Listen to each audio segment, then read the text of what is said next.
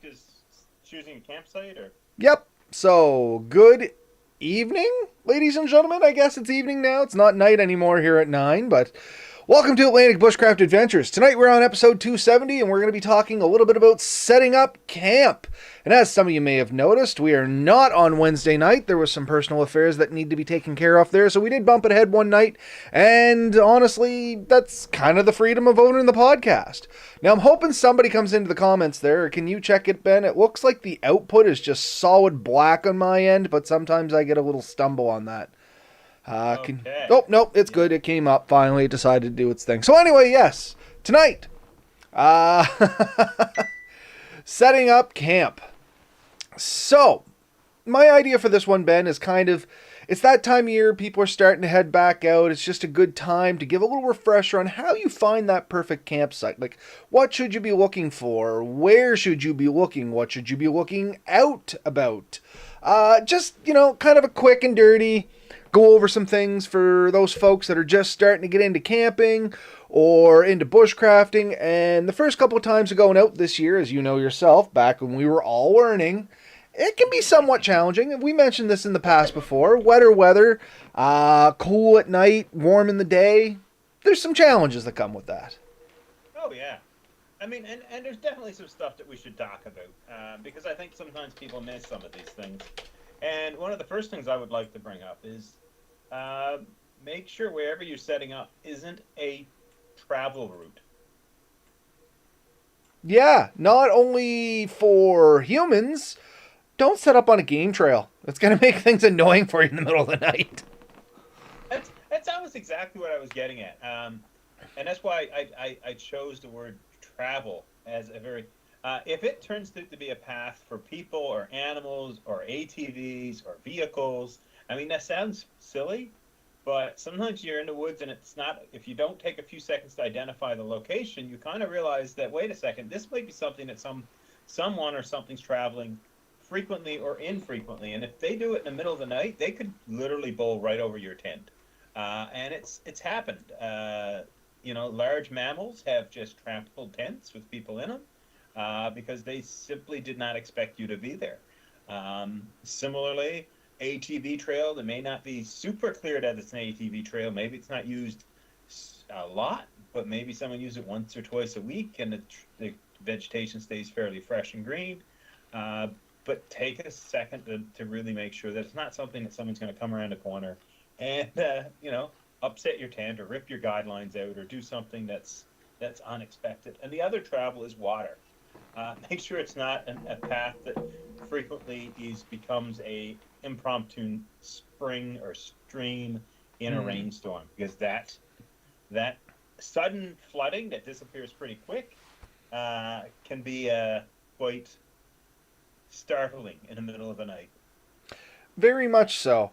And I was actually going to talk about this later, but good time to jump into it. It's, yeah, setting up near water. Everybody wants to set up around water, but like Ben said, there is some hazards around water. Low-lying areas, yeah, they may be a little bit more sheltered at the moment, but remember, water runs downhill.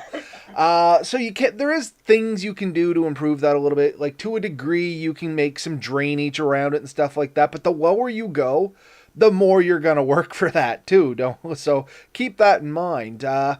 Try not to go to the highest point because you're going to get into the wind. Don't go to the lowest point because you're going to get soaked. Somewhere in between, there's the habitable zone. And that's kind of where you want to get in. But the other thing with water is there can be a fair bit of noise with it too, depending on the water you're next to. You know what I mean? And this isn't just water noise. This is wildlife noise. So depending on your comfort level in the woods, camping next to a lake and something like that, especially if you got small kids and it's the first time out and things like that. There's a lot of stuff that goes bump in the night in a lake and big ponds, though mostly completely harmless. They sound terrifying to somebody that's Yeah. new to the woods. Like, if you ever heard a beaver slapping the water, like, it sounds like Bigfoot's running through the lake, you know what I mean? Or even diving ducks and loons and birds, any kind of waterfowl taking off and landing on the water makes a lot of different funky noises. And if you're not used to it, these things are going to startle you. It's going to ruin your night's sleep and things like that. Once you get used to it, I personally love the sound of that stuff now. Like, I love sleeping next to a lake and listening to the birds and stuff, kind of travel across the water. Occasionally you'll get that, whole beaver that splashes massively in, but generally it's pretty tranquil, as long as you understand what the sounds are. What's your thoughts on that one, Ben? I agree with pretty well everything you said. The only thing I was going to add in there quickly, and it's a minor thing by far, is a lot of places there are limits on how close you can camp to water. So if you're backwoods camping, it's not uncommon to hear someone say, you must stay 100, 150, even 100 feet or meters. I mean, these are common numbers that I've heard away from running water or even lakes and streams, so from the shore. And it's very much for that same reason that they don't want you to be damaging the waterways and stuff, and the vegetation, plants, and animals are much more sensitive in that area because that's where they would have to frequent. So setting up off that and off of a trail is oftentimes fairly important. But yeah, I mean, there's nothing like waking up to a loon singing or things like that. And if you go to we've been to national provincial parks, those are kind of the exceptions. They have permanent sites that are on the lake that you can do. And the habitable zone, we've talked about that in other episodes, but definitely, aim for that midpoint that gives you the best of both worlds. A view without too much wind and no risk of flooding. Exactly. And I mean, that is kind of looking for a needle in a haystack. We are all looking for that spot, but when you find it, you know that you found it. It just becomes one of those golden spots. Quick comment from Steve here. Remember the guy that floated out into the Bay of Fundy in his tent near Truro, I think, wasn't it? And we've talked about this in past podcasts too, but just to touch on it. Yeah, Steve, you're absolutely right. It was a feller in a bicycle, if not mistaken, and he went to bed down for the night. And he just kind of went over the guardrail and down into the ditch into this nice flat area, had grass. Keep in mind this area had grass. And then when he woke up, he was more or less floating. Yeah, no, and that's a great story, and for sure, and yeah, I mean, who hasn't woken up to someone screaming, "We're flooding! We're flooding!" I knew you were gonna go that way. I had to throw it in there. Anyways, that's how he woke up, I'm sure.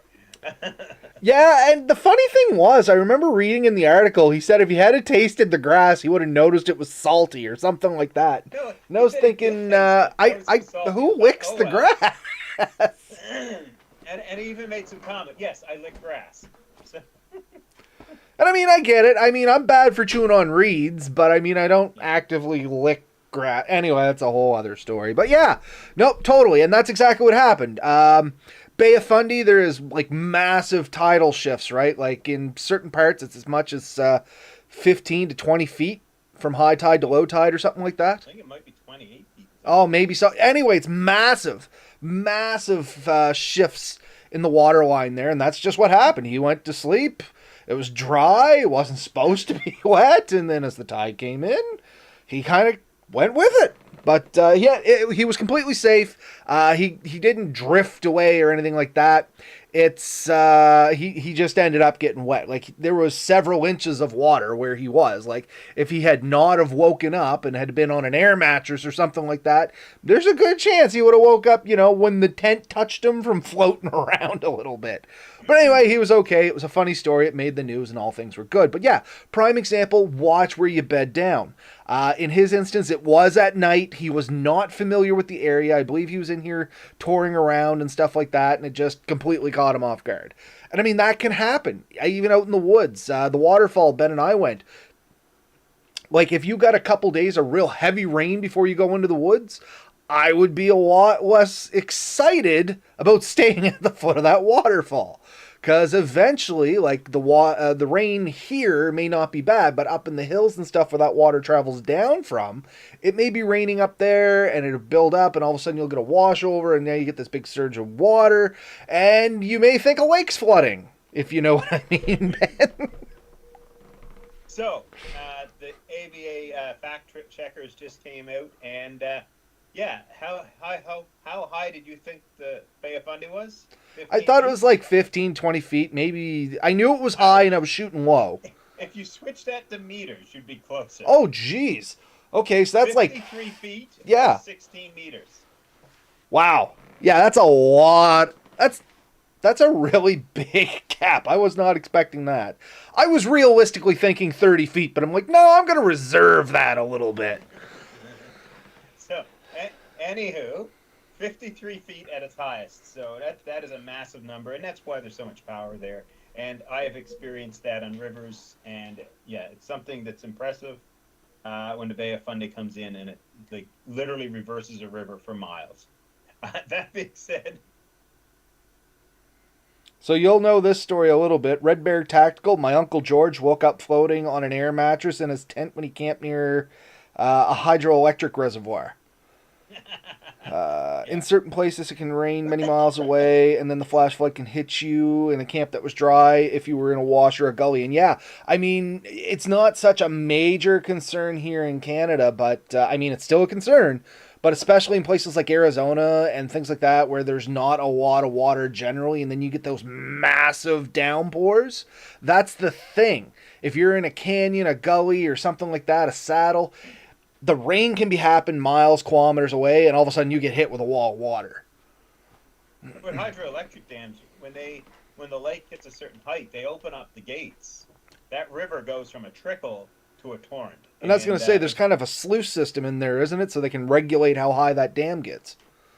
yeah, and so if there's a lot of water coming and they know they need to dump some off, they'll open it up. And it is the reason at one point I was pinned to the bottom of a lake by, I think it was 18 feet deep for an extended period of time. Uh, but it's not that they opened the gates and I went into water after, like at around the same time. No, no, they were fully open when I went in. I knew what I was getting into. You just made a silly mistake. No, I'm just an idiot. Anyways, But yeah, okay.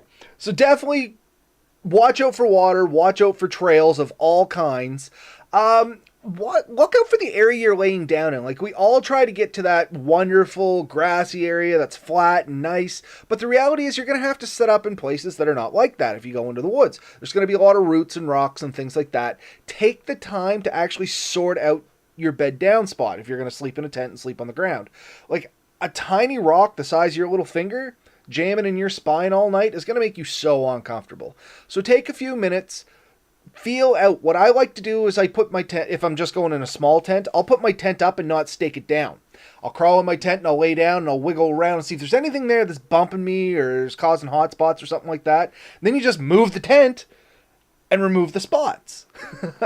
And I've also gone as far as to build up like brush piles and stuff like that. And I say pile loosely, but take brush and balance out uneven terrain to give me a better night's sleep. Not so much for the softness, but for the balancing effect. Like I've camped down on just some really rugged areas where there's a lot of roots and stuff like that, and it's just almost impossible to get it smooth by removing stuff. So sometimes you got to add a little bit of things in too. Keep in mind that's still a viable option. You don't always have to be removing. Sometimes it's easier to add a few things in. Like I said, some spruce boughs, pine boughs, something like that. Throw a tarp over it, slap your tent down on it. It's going to make a difference in an area that you just can't get flat, especially if there's a lot of roots and things. Rocks, yeah, you can kind of move them around. Roots, it's not good to be cutting up all those live roots and stuff. You know what I mean? So I'll try and work around them as best I can. um, just trying to think of tents because I set up a tent and a hammock the last time I went camping.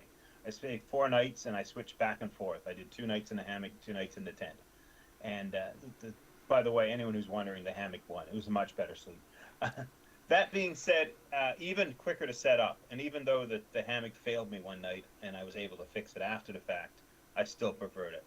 I find it really hard to find a good flat spot with a tent, especially as they get bigger. The bigger the tent, the harder it is to find a spot. And it's why as tents get bigger and bigger, you almost have to go to a registered camping spot where there's a tent pad. And even then, I'm sure you found there's rocks poking out, there's sticks. Oh, it's never flat.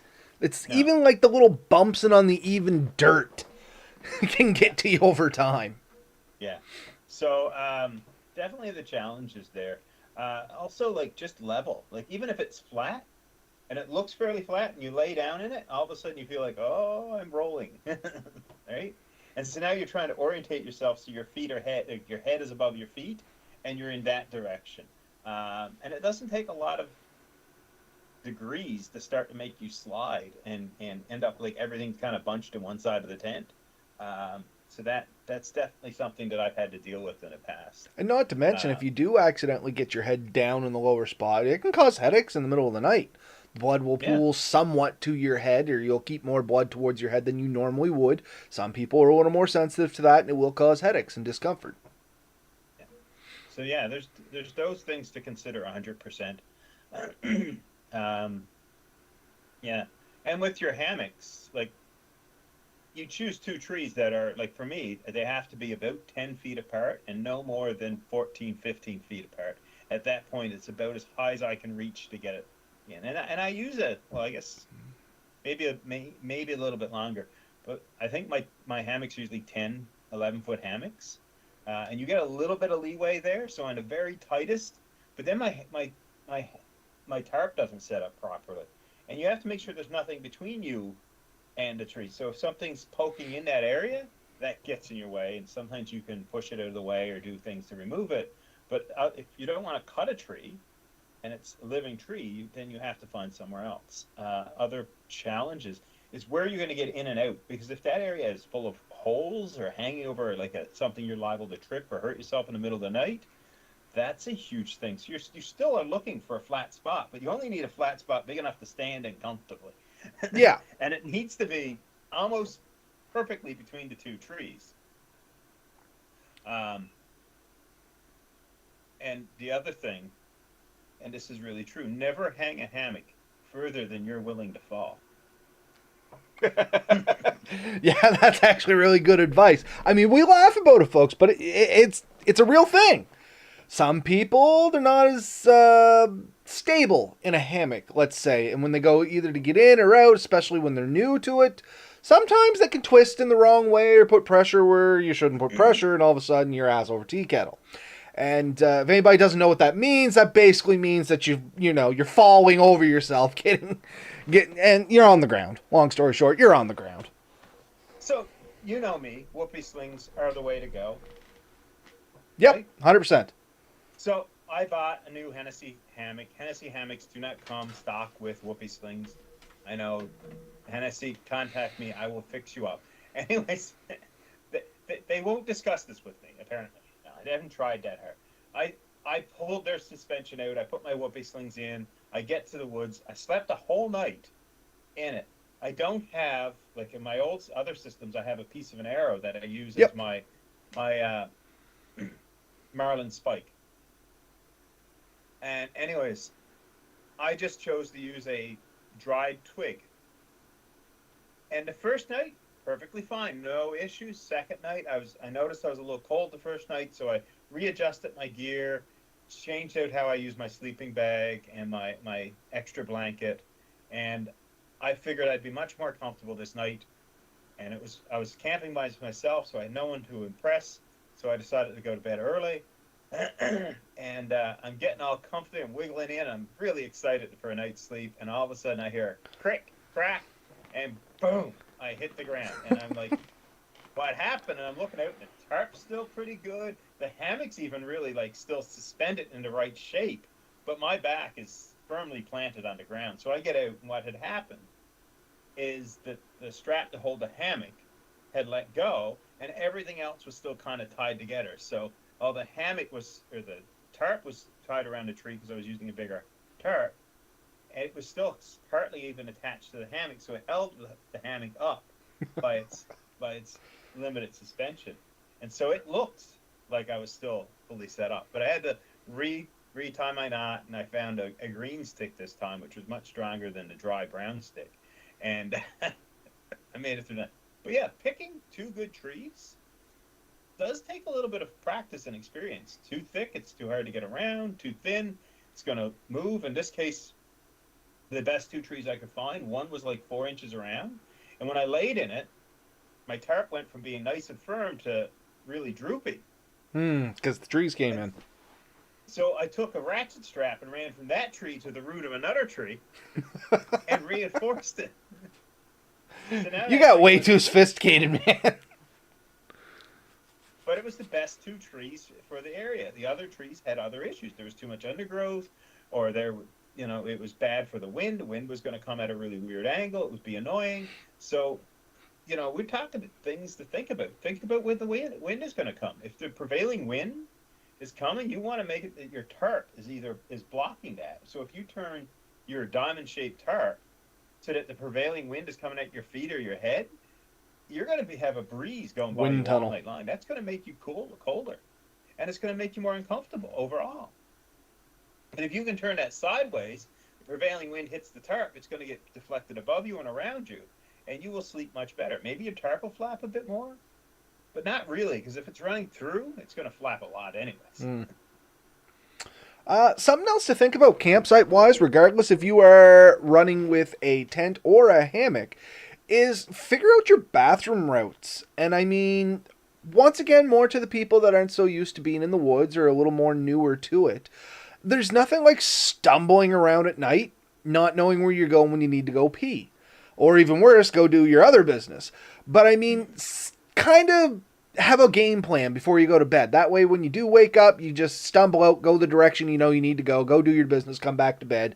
And it's way more comfortable than trying to figure that out on the fly. You know what I mean?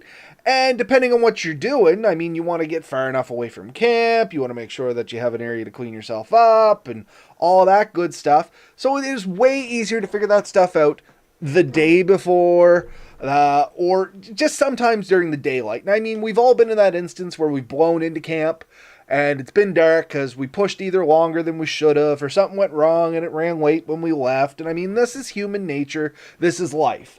But even to this day, if it's middle of the night and I'm setting my tent up and I'm dead tired, I'm going to take 5 seconds, take a flashlight, go around my campsite, at least find a corner where I can go pee that's not going to interfere with everything else. You know what I mean? Once again, just so I can stumble out of my hammock, go the direction I need to, do what I need to, stumble back, go to bed. I've seen a hell of a lot of people who like to use the bottle method at night. See, I can't do that. I understand the philosophy behind it, and I can't bring myself to go for it. You know what I mean? I'm the same way. It's like they're like, I mean, obviously you can't do it with this type. You need like a Gatorade bottle with the really big. But yeah, I'm gonna knock it over. It's so much easier for me in the end. I'm just getting out. I'm gonna go. I pee. I will suffer through the 15 seconds that it takes to empty your bladder and then go back. And that's what I mean. It's never that big of an inconvenience. If something goes wrong with the bottle method, it is so much more inconvenient. Like you said, I'd rather just take the 20 seconds of being cold. And usually when I wake up in a hammock anyway, I kind of want to stretch. So it's a good time to stretch everything out. Yeah, it wakes me up a little bit more and I got to get back in and blah, blah, blah, blah, blah. But if you knock over your pee bottle, now you're now soaked in your own pee. That's all I'm saying. And that's never a good time. It's not like you can just get up, throw on some new clothes because your entire sleep system is now wet. Also why I try not to bring any kind of liquids into my sleep area when I'm in a hammock. Even a bottle of water or something like that, I don't bring it in the hammock with me. I've seen people do that. They just throw it down beside them or whatever. Not this cat. I make sure my hammock or my ridgeline or something like that has a pouch where I can hang that and it's somewhat away from my sleep system. That way if I get the cap's not on right and it leaks a little bit or whatever, I'm not soaked along with it.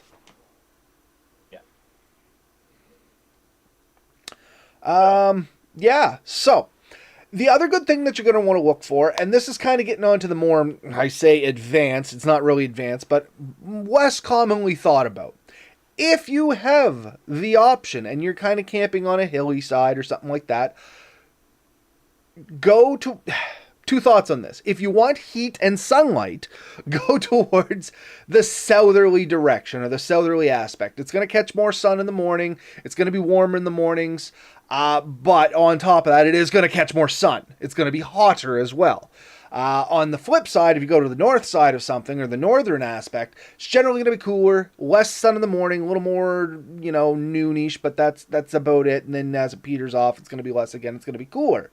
So you can use that to your advantage. Knowing where north and south is and where it is in your setup, depending on the time of year, you can use that to augment your heat in the winters and stuff like that. I generally always look for a southern aspect, southeast, southwest, just because it does catch that sun in the morning and it'll break the chill. You know what I mean? Like, you're never going to be warmer at night. Sun's not there, obviously, not a thing. But I tend to not mind going to bed at night in colder weather because I'm still moving around. I'm still got my own body heat. I can snuggle down and go to sleep pretty easy. But in the morning, once you've been laying there a little bit, the heat's kind of drained out of you a little bit. You may have that quick chill on you where you just don't really want to get out of the blankets and stuff. That sun coming up a little earlier and hitting you with those beams, especially if you're in like under a tarp or in a tent or something like that, it adds a little bit of heat. You know what I mean? Like, it sounds funny, but it does add a little bit of heat. So just something to keep in mind. The other thing is try to find a campsite that has resources. Yes. And yeah, good as time as any to bail into that. 100% right. So seeing you started it, you lead into it. So my first resource I'm always looking for is where is my source of cleanest water? And I'm still probably boiling or filtering either way, but if I can get relatively clean water, that's a lot easier in my filtration system, and my boiling doesn't have to be as thorough. And if it's really dirty, I have to like pre-filter it and then go through the whole process. So if I can find good, clean, generally running water or a nice clear lake, that's a bonus. So I try to find something close to that. The other thing is ready to use firewood. And by that I mean, if there's abundance of standing dead that I can easily harvest, that's usually a pretty good sign. Or if there's or hung up dead trees that haven't rotted too much and there's in good shape, I'll use that. But I'm also looking for a place that doesn't have so much that I'm terrified to have my fire. So if you have a place that's fully knocked over, like it's a lot of knocked over and dead, it's more dead than alive, that's an area that's just primed. It's a powder keg for flame. So you want to avoid that. Other resources, berries, edible plants, nuts, things like that that you might want to harvest. Even mushrooms, sometimes fruit trees. I've camped near apple trees before. You know, it's an amazing experience when you can walk over and get a couple of good apples and maybe cook them up with some stuff. And it adds to the event, right? So even to add them to your tea makes a nice, pleasant thing. And just to eat straight up. But I mean, a couple, and sorry, just because I don't want this to pass by. But yeah, literally, throw a couple apple slices into like a spruce tea. Absolutely magnificent. So that's always been a big thing. You know, firewood, food, water, even carving materials. Like if I'm planning on killing some time, sometimes I'll look for specific types of trees because I know it's a little easier to carve. It's easier to get some of that, especially dry wood. Some of it is really hard to cut, but other stuff is a little bit softer. So sometimes that's something I'm looking for. Or if I'm looking for other resources like rocks, gems, charit, things like that, nappable materials, that's a big thing. Fishing. If I'm planning on having fish to supplement my meals and I have a fishing license and a rod, obviously I'm looking for a place that I can probably cast my rod in and get something. So think about the resources that you might need for your trip. If you need firewood to cook, obviously you need that. If you need water for fishing and cooking and cleaning, you'll need a good supply of that. Yeah, water also, folks, don't forget there's a high hygienic value to it as well. Just being able to wash your face and stuff at night. The way I play that is if I would swim in it, I don't mind washing myself with it. You know what I mean? Because if you don't mind swimming in it, there should be no reason to kind of wash the sweat and grime off for them the day before you climb into your sleeping bag. Because you don't need to be dragging all that mess in there. One, they're terrible to clean, you know what I mean? So you don't need to make it any worse than it needs to be. And two, it just makes you feel better. Less chafing. You don't feel as grubby. You don't get that icky feeling of just having the nastiness on you for the day. Like, it's nice just to be able to kneel down or squat down by a pond, lake, river, whatever, and just clean up a little bit. Yeah, 100%. And on Yeah. that note, oh, sorry, go ahead. Oh, go ahead. No. No, I was going to say the follow up to that is careful of your soaps in waterways. And we've touched on Yeah. this before. Most soap, including the old Coleman 4 camping 2,000 uses in one bottle of stuff, you'll notice even on that it says don't use near the water. It's like 100 feet away or something like that. Water, the way soap works is it breaks the surface tension of water. And when you put that in a water source, any of the animals that rely on that water, fish, it screws with them. It can screw up the secretions on the slime they make on their skin. It can interfere with their gills' ability to convert to filter out the air in the water. It just doesn't do nice things. So, yeah, it's not as great, but if you can just wash with just the water, you're going to get most of the nasty stuff off you, and you're not going to damage the environment. If you do want to use a little soap, do up a water in one of your pots, dishes, whatever. Walk back into the woods a little bit. Use the bare minimum that you need to, and just try to keep it out of the waterways, number one. So my last trip, I was out 4 days, so keeping hygienic was a very big concern for me. And I think on the last day I had to go to a more professional setting, so I took the time to like fully wash myself. So I had to boil a bunch of water and clean myself, wash my hair, and all that. So finding a place that's relatively private for that's also a pretty good thing to do, because people look at you weird when you get naked in public. And Nah. I hear this. I don't know for sure, but I've heard this is a very real thing. Listen, if they find you in the woods too, they still look at you weird. I know that one from experience. Um, yeah. So let's recap a little bit because it's good to keep on where we're to. Finding the right spot to even think about setting up, and then once you get there, finding the right spot to set your shelter up. Regardless of your shelter system, you're looking for some of this, a place that's going to be comfortable and safe for the night. And you can call it more than that, but those are the things you're really looking for. Also, we didn't talk about it. Make sure there's nothing dangerous hanging above you. Widowmakers, things like that. It is a problem for some people.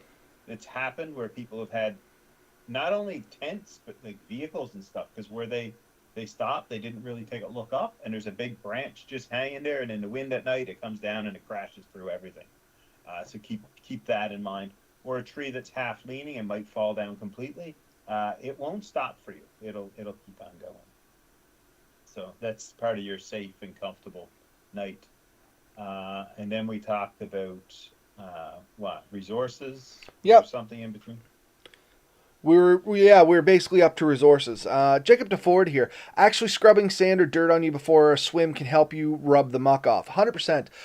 If you want to get a great clean, this is going to sound counterproductive. Take some of the old charcoal out of your fire pit, grind it down into almost a fine powder. Mix it with a little water so it's kind of a paste, and rub that all over your body. Yes, it's going to make you dirtier first, but charcoal, it absorbs a lot of odors. It's antibacterial. It'll absorb a lot of the old oils and stuff out of your skin. I mean, you got to get it on and off fairly quick because it will dry your skin out a little bit. It acts as an exfoliator.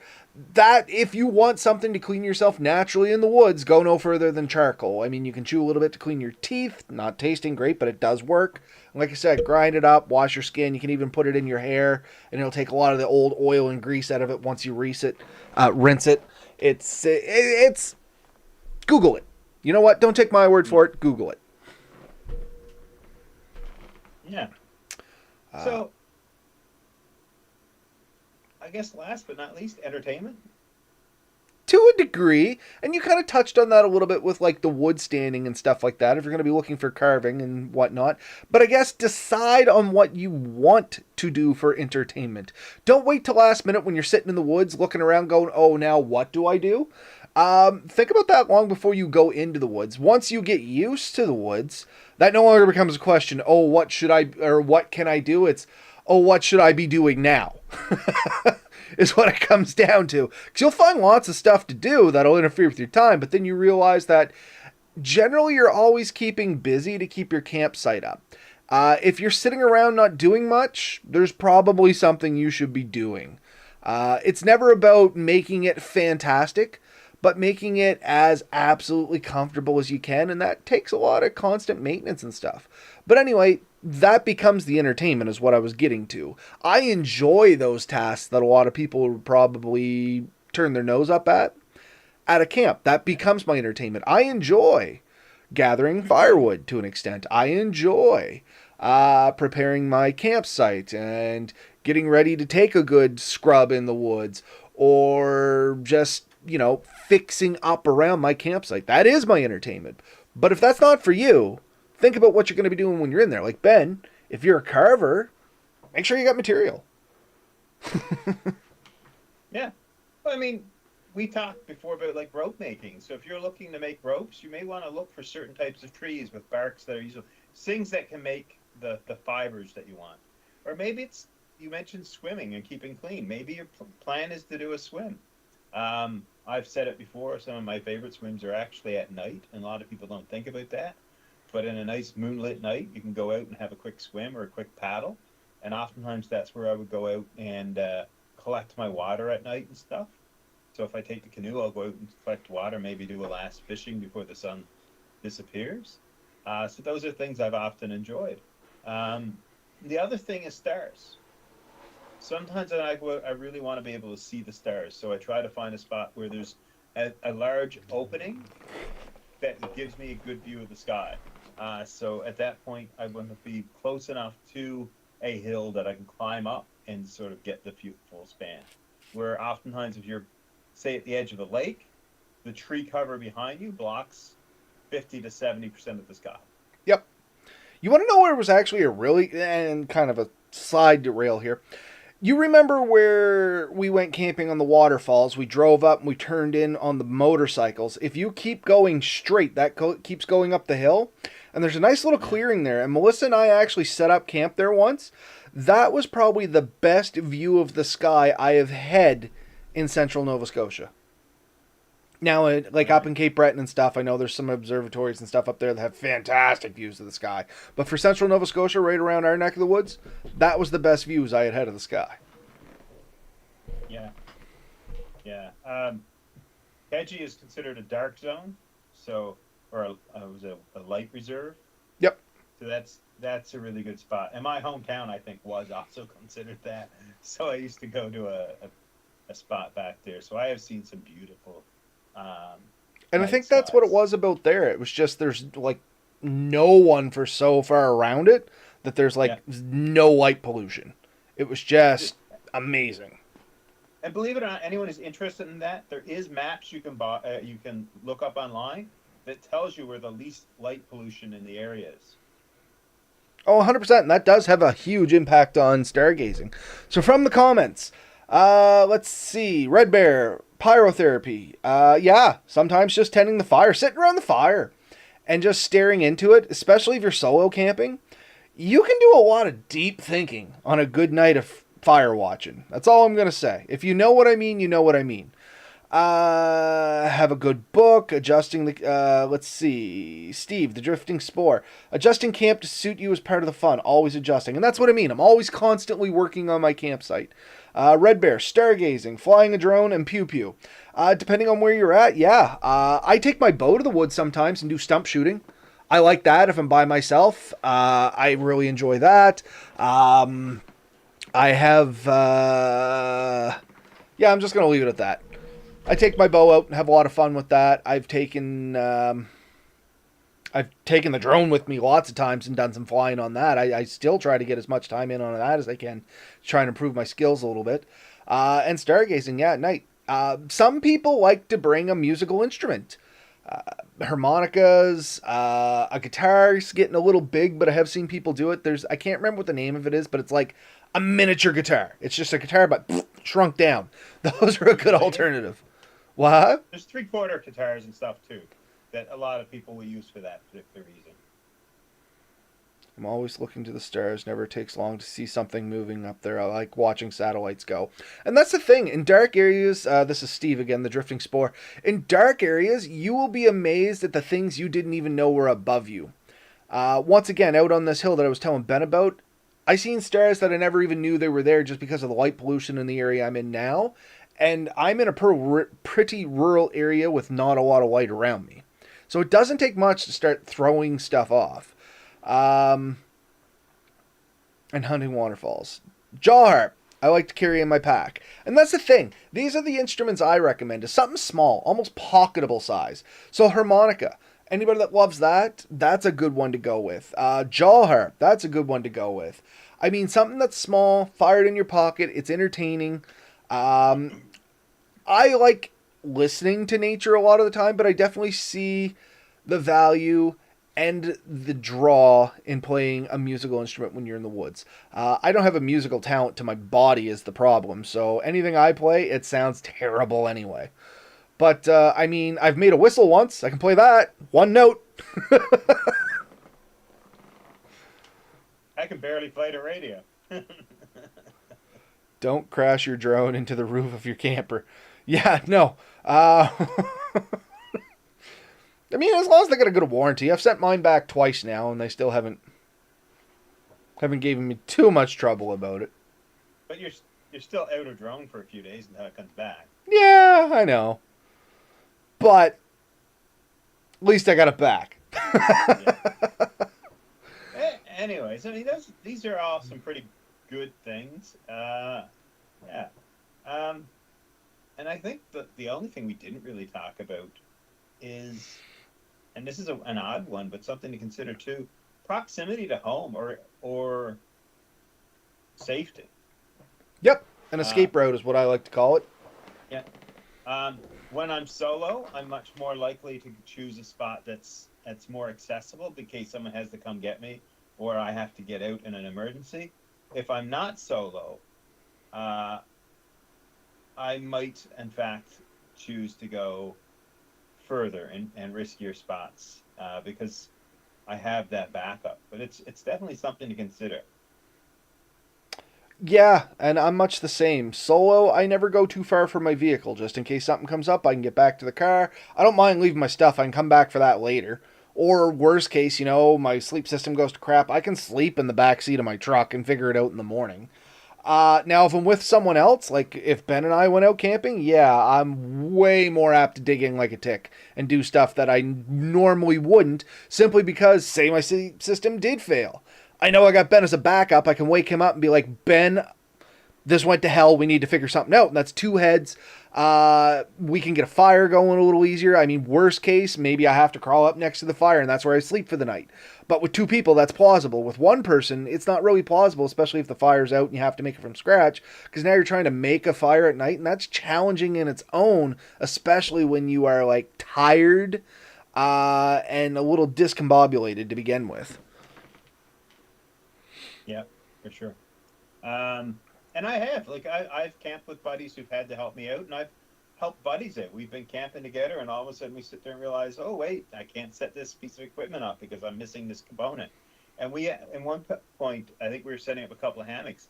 We ended up having to salvage part of my hammock to fix his, and between us, we ended up with a full one. So I gave up half my whoopee sling, and we both used the string to make the difference on the other side, our existing rope. Still had the adjustability, so that worked out well. And that's the thing, with two people, you have a lot more equipment at your disposal. And we've talked about this before, and it's a different episode, but if you pre-plan what you have between you, it saves a lot of doubling up. There is some things you want to double up on. There's a lot of things you can get away with not needing. Like, you don't need two axes. One person bring an axe, one person bring a saw. You got the best of both worlds. But not everyone has that theory, by the way. Like, I've camped with someone recently And their theory is everyone should pack everything they need because you don't know if you'll get separated or if something will happen and you're left by yourself.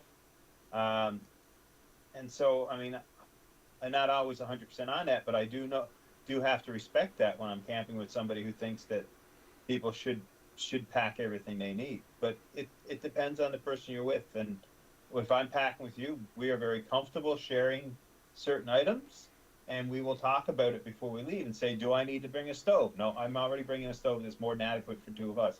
Do I need to bring an extra saw? No, I got a good saw. And then we're like, okay, seems like your load is a little heavier. Is there some things I can take? And we may even divide our gear up. So if one of us has the better gear, but we want it to be really good, we might, split that way. And that's the thing. Between two people, you can also figure out who has the better equipment for what you are doing. Ben has, like, hands down, if we were going and we were taking, like, some sort of fuel burning stove, Ben has a better one than me. It's got more options. He's going to be the stove guy. But maybe I have a better. I don't know. I'm trying to think what I might actually have a better piece of, and I don't think anything's coming to mind. But regardless, I may have a better axe for whatever reason. You know what I mean? Then might as well bring my axe. Maybe it's a carbon fiber handled and fancy axe or whatever. You can kind of figure out who has the better equipment for the situation you're getting into and just combine it. Because why would I bring my butane stove when Ben has a stove that burns butane and white gas and gasoline? Like, there's just so many more options there if something does go wrong. Yeah. Sometimes we do bring a backup thing. So I have a smaller stove that I take that can just burn one type of fuel, but it's super lightweight and convenient. You don't even notice you have it. But yeah. Anyways, I think probably hit our target here. Yeah, we're about 46 minutes. Let's see. Red Bear Tactical. I pack extra for myself and everyone else. Depending on my group, I will do that. If I'm taking people out in the woods that I know don't have the best woods experience with them, and I mean, maybe they've gone out a couple times, but maybe still a little lacking. And I hate saying it that way. I just like to say maybe not the quality of experience that somebody else may have. Like I said, I'm trying to say this as gingerly and as politely as I can.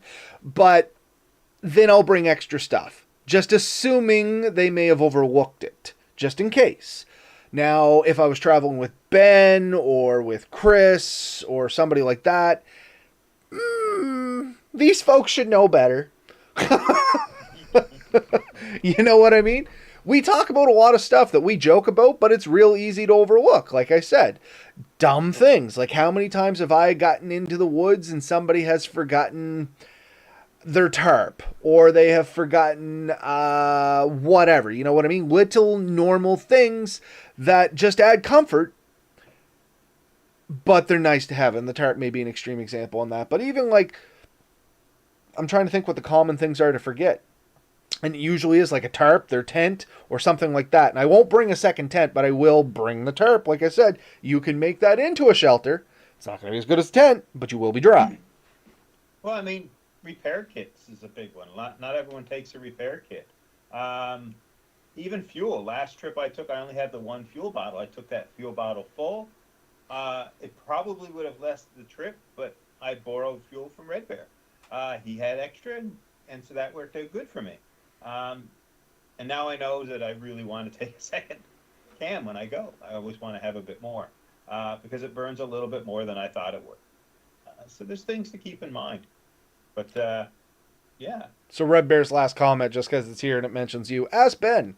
Luckily, I have a full-size Jeep, so taking 3 stoves wasn't a problem. I know where he's coming from, too. So, I mean, if I'm vehicle camping, oh man, all bets are off. I'll take every piece of gear I own and figure out how to use it out there. But if I'm hiking like 20 kilometers in, I thin things out a little bit. I think our last trip, both of us had a very well equipped vehicle. We had a lot of toys and a lot of things to play with, and that's fun. Sometimes you can get away with a trip like that. Other times, like when I do my motorcycle trips, I am taking more or less the minimums for a lot of stuff. I don't have room for extra blankets, and I don't have room for a lot of extra clothing. I don't have room for 2 shelters, and I'm definitely sticking to one stove system because it works for me. But that's the difference of the trip. So you have to think about those things. No, 100%.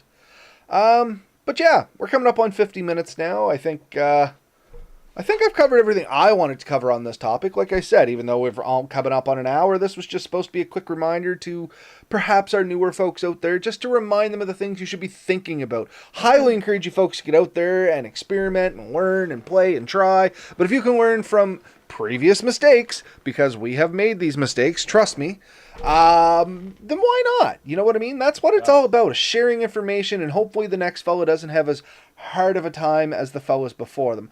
But there is some fun in doing it wrong. After the fact. During, it's always very annoying. But after the fact, there's always some fun to be had. Well, it's always a good story. Exactly. And I mean, that's half the fun of being in the woods, is the stories you tell. You know what I mean? But yeah, so get out there, have fun, be safe. Hopefully learn a few things from what we said here. What's your guys' advice out there? What is the one thing you would tell somebody that's kind of new, maybe not their first time in, maybe not even their second time, but still feeling out the sport or pastime, hobby, activity, lifestyle, whatever you want to call this? What's that one piece of advice you would give to somebody else? I would love to hear what you folks have on this. So leave us a comment, reach out to us, whatever you want, and if we get enough of them, we'll definitely come back to this. But that's it for me tonight, Ben. Final thoughts? No, I think you said it pretty good. You know, get out there, have fun, let us know how things go. Night, everybody. We'll see you next week on our regular